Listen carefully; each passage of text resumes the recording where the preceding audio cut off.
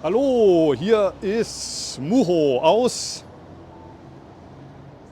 wer jetzt gedacht hat, Osaka. Das sieht ja aus wie der Schlosspark, ist nah dran, aber trotzdem knapp vorbei. Ich bin heute in Tokio eingeladen für einen Vortrag.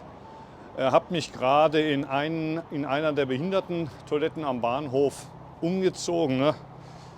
Schön verkleidet hier in der Priesteruniform, und in einer halben Stunde oder so werde ich über das Gakudo Yoshinshu sprechen. Das ist ein Text von Dogen, über den ich auch diesen Sommer in der Schweiz und auch in Halle im Wolkentor und zuletzt in Heilbronn gesprochen habe. Also wen dieser Text interessiert, der kann sich gerne die Vorträge anhören, die ich auf diesem Kanal auch hochgeladen habe. Gakudo Yoshinshu, 10 Punkte, auf die man achten muss bei der Praxis des Weges.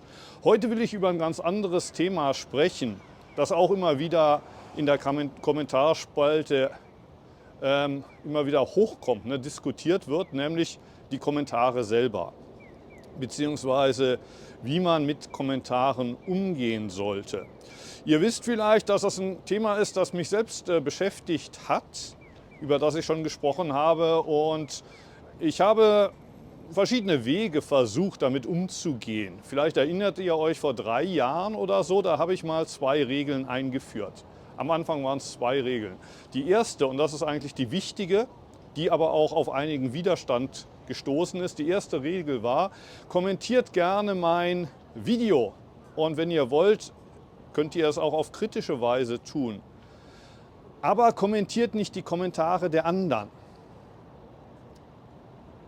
Haltet euch zurück bzw. verzichtet ganz auf Kommentare, die sich nicht auf das Video, sondern auf die Kommentare der anderen beziehen. Da schreibt der eine dies oder das und du findest das nicht gut und willst es dem sagen. Aber du musst das dem nicht sagen, vielleicht interessiert es den gar nicht. Das war die erste Regel, und dann gab es noch eine zweite, später noch eine dritte Regel. Also eine Regel war: Bitte schreibt nur einen Kommentar. Kann ja sein, dass ihr nachts nicht schlafen könnt, aber ihr müsst nicht ein ganzes Dutzend Kommentare schreiben.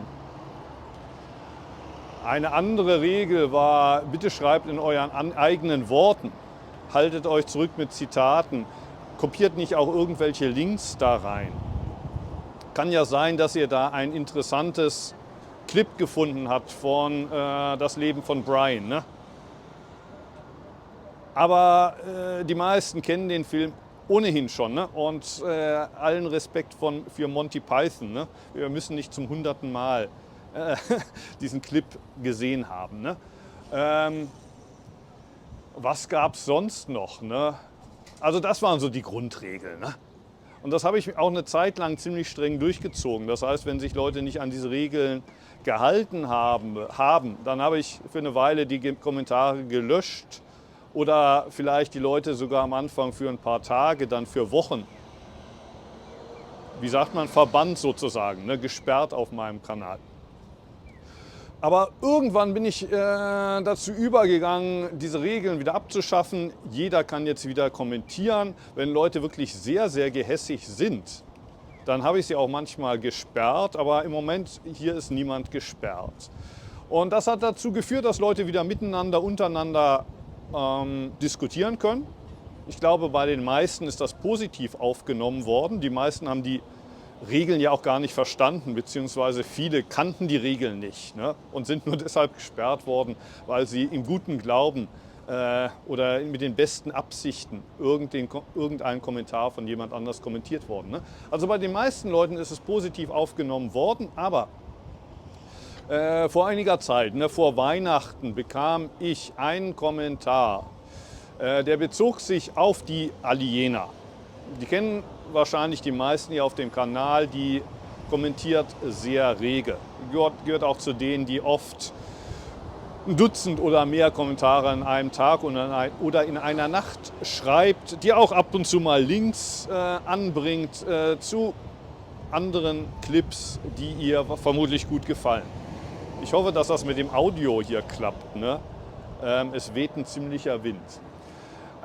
Aliena,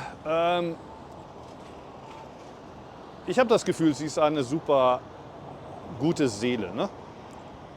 Ich sage das, ich habe das Gefühl, denn oft, was sie schreibt, ist ganz klar menschenfeindlich. Ne? Trotzdem habe ich von ihr noch nichts gesperrt oder ich habe sie nicht gesperrt, ich habe nichts entfernt, einfach weil sie mir auch oft aus der Seele spricht. Sie schreibt genau das, was ich wahrscheinlich auch als 15-Jähriger geschrieben hätte, ne? Dieser Hass auf die Menschheit. Und sie ist auch die oft sich die Zeit nimmt, manche Kommentare in meinem Namen von einer KI beantworten zu lassen. Ne? Und darauf bin ich auch schon angesprochen worden. Ist dir das klar? Ne? Da ist jemand da unten in der Kommentarspalte und diese Person, die antwortet in deinem Namen. Tut sie das in deinem Auftrag? Ist das von dir gebilligt? Und die Antwort ist nein, sie tut das nicht in meinem Auftrag. Und das ist auch nicht in meinem Sinne eigentlich, aber es stört mich auch nicht. Und ich hoffe, dass die allermeisten Zuschauer klug genug sind, einen Kommentar, der wirklich von mir stammt, zu unterscheiden von einem Kommentar, der von einer KI stammt, wo ganz klar ist, da steht oben Aliena. Ne? Und wer diesen Unterschied nicht machen kann, ja, das tut mir leid. Ne? Aber dann müsst ihr versuchen, noch ein bisschen euch vertrauter zu machen mit KI, ne? Und wie das klingt. Wenn eine KI eine Frage beantwortet und wie das klingt, wenn der Muho eine Antwort beantwortet. Ich glaube, in der Regel klingt das ein bisschen anders. Ne? Und wie gesagt, vor Weihnachten kam die Bitte, ich soll doch die Aliena sperren. Denn sie hatte einen Link gepostet zu einem Musikvideo und das war Dark Metal. Dark Metal. Und dann kurze Zeit später, da war auch noch ein Link, da war irgendeine Nachricht von einer Stecherei oder so. Und der Kommentarschreiber hat das offenbar so interpretiert, er sagte, offenbar versucht diese Person rechtsradikales Gedankengut zu verbreiten. Du kannst das doch nicht liken. Dazu möchte ich jetzt was sagen, dazu könnte ich jetzt eine ganze Menge sagen. Zunächst mal, wenn jemand Dark Metal hört, bedeutet das noch nicht, dass diese Person rechtsradikal sein muss. Wenn man sich mal genau anguckt, was Aliena so alles postet, ich glaube, der Verdacht, dass sie rechtsradikal sein könnte, der löst sich relativ schnell auf. Sie kann vieles sein, aber rechtsradikal ist sie nicht. Ne? Und man muss nicht rechtsradikal sein, um Dark Metal zu hören.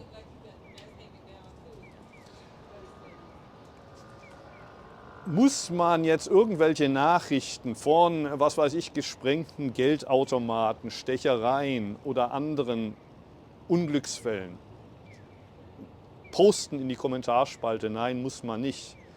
Aber die Tatsache, dass eine Person das tut, macht sie auch nicht zu einer rechtsradikalen Person. Das heißt, das ist kein Grund, diese Person zu sperren. Und mir selber ist dieser Vorwurf ja auch schon gemacht worden. Ne? Du hast ja den Savaki übersetzt, du hast ihn verteidigt gegen die Vorwürfe von Brian Victoria. Dabei wissen wir doch alle, dass der Savaki ein glühender Faschist war. Wie kannst du dich hinter den Savaki stellen? Du machst dich damit ja auch zu einem Sympathisanten. Du bist ja ein Nazi-Sympathisant. Wurde mir auch schon gesagt. Ne? Und ich habe gesagt, wo habe ich Sympathie ausgedrückt für Nazis? Ne? Mein Standpunkt zu Savaki und auch zu dem, was Brian Victoria gesagt hat, habe ich auf diesem Kanal immer wieder klar gemacht. Ich habe darüber gesprochen, bitte schau dir doch diese Videos an. Und die Antwort darauf war, dafür habe ich jetzt keine Zeit. Ich kann mir doch nicht jedes deiner Videos angucken. Okay, ne, ich habe ein Verständnis dafür, dass manche Leute wenig Zeit haben, aber wie kommt es, dass ich dann zum Teil auch eben Dutzende von diesen Vorwürfen bekomme?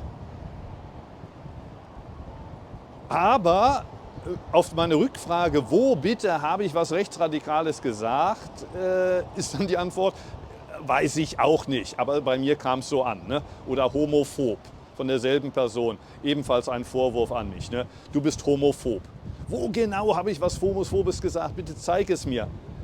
Ich kann es dir jetzt nicht genau sagen, aber bei mir kam es so an. Das reicht nicht. Ne? Und jemanden rechtsradikal zu nennen, das ist ein ziemlich harter Vorwurf. Den kann man machen, aber man muss ihn begründen können.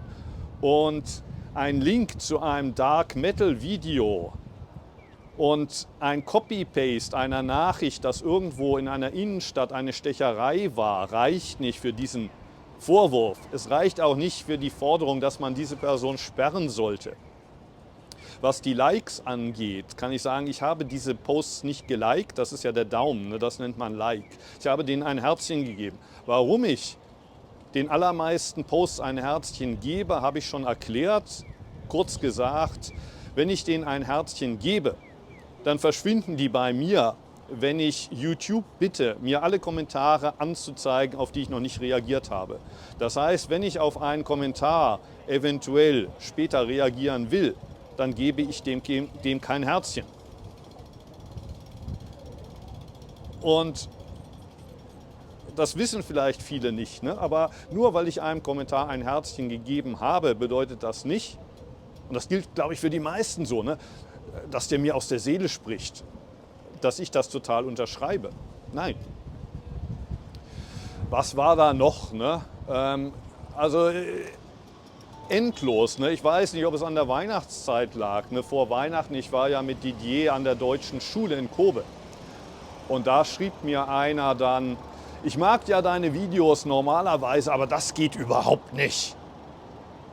Das erfordert ein Mindestmaß an Respekt und Höflichkeit, erfordert doch, dass man den Leuten vorher sagt, dass man da mit der Kamera reingeht. Du kannst doch nicht einfach mit der Kamera da reingehen. Ich wollte nicht, dass mir das am Arbeitsplatz passiert. Und meine Rückfrage darauf war zunächst ja, was ist denn dir passiert am Arbeitsplatz? Und er sagt, du weißt genau, was ich meine. Warum reagierst du in letzter Zeit immer so genervt? Du bist ja auch nur einer von diesen Gurus, die keine Kritik vertragen. Und darauf habe ich ihm gesagt, ne, also guck dir doch mal das Video genau an. Ne? Einer der Lehrer, der wird vom Didier gefragt, kommst du heute Abend auch zum Workshop? Der wusste offenbar, wer ich bin und dass ich einen Workshop mache, dass ich ein Freund vom Didier bin. Der Didier ist im Vorstand der Schule und der hat dann natürlich den Lehrern gesagt, heute komme ich mit dem Muho. Der macht am Nachmittag einen Workshop und am Vormittag besuchen wir die Schule und machen ein Video. Die Anita, die auch im Video zu sehen ist, die ist zu hören mit dem Satz, ich habe mich schon den ganzen Tag auf euch gefreut. Wie kommst du auf die Idee, dass wir da einfach ungefragt mit der Kamera auf die Leute zukommen? Ne? Und dann ein paar Stunden später verschwindet sowas. Ne? Wiederum kurz vor Weihnachten, ne? Einer, der hatte unter das Frankl-Video geschrieben, warum sagst du, Frankl war allerdings ein Jude? Das habe ich vermutlich gesagt. Ne? Am Anfang habe ich gesagt, der Frankl, das ist ein österreichischer Psychiater und Psychologe, von dem stammt die Logotherapie. Er war aber auch oder allerdings ein Jude. Denn wenn er nicht Jude gewesen wäre, dann wäre er nicht ins Konzentrationslager gekommen. Er hätte da nicht den Großteil seiner Familie verloren. Er hätte nicht das Buch geschrieben, das heute als Trotzdem Ja zum Leben sagen verkauft wird. Was ich ein bisschen schade finde, also ich finde nicht schade, dass das Buch verkauft wird, ich finde schade, dass es unter diesem Titel verkauft wird, denn unter diesem Titel wurden ursprünglich 3 Vorträge von Frankl publiziert im Jahr 1946 und Trotzdem Ja zum Leben sagen. Und ich finde diese 3 Vorträge auch sehr lesenswert, aber leider sind sie in dem Buch nicht zu finden. Ne? Und da der Titel jetzt vergebens ist, ne, ist es wahrscheinlich sehr unwahrscheinlich, dass diese Vorträge nochmal publiziert werden. Wie dem auch sei. Ne? Ich habe gesagt, ne, der Frankl war allerdings Jude. Und daraufhin wurde ich angesprochen, warum sagst du sowas? Und ich sagte, ja, wenn er nicht Jude gewesen wäre, dann hätte sein Leben einen anderen Lauf genommen und er hätte auch etwas anderes, ganz anderes später gelehrt, ne? Wenn er ein normaler Deutscher gewesen wäre oder Österreicher. Ne? Daraufhin der wieder gleich 6 Kommentare, fast inhaltsgleich, wo er sagte, frag dich erst mal selbst, ne? Frag dich erst mal selbst, warum du sowas schreibst vermutlich. Ne? das ist mir viel zu oberflächlich. Du erwähnst ja gar nicht die getöteten Eltern. Du erwähnst ja gar nicht die Befreiung durch die USA. Und tatsächlich habe ich die Befreiung durch die USA nicht erwähnt, wobei genau genommen, ich glaube, Auschwitz wurde von den Russen befreit und nicht von den USA. Ne? Aber das sind Kleinigkeiten. Dass Frankl seine Frau und seine Eltern verloren hat, habe ich ausdrücklich erwähnt. Ne? Und ich kann natürlich nicht alles erwähnen, was er in seinem Buch geschrieben hat. Aber ich habe zumindest das Buch erwähnt. Ne?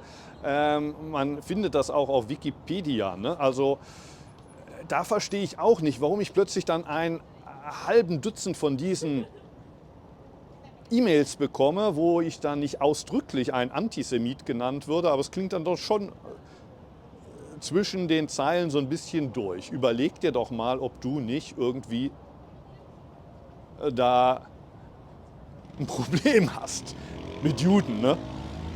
Das klingt zumindest für mich so, wenn du sagst, Frankl war allerdings ein Jude. So als wäre das was Schlechtes. Nein, das habe ich nie behauptet, um Gottes Willen.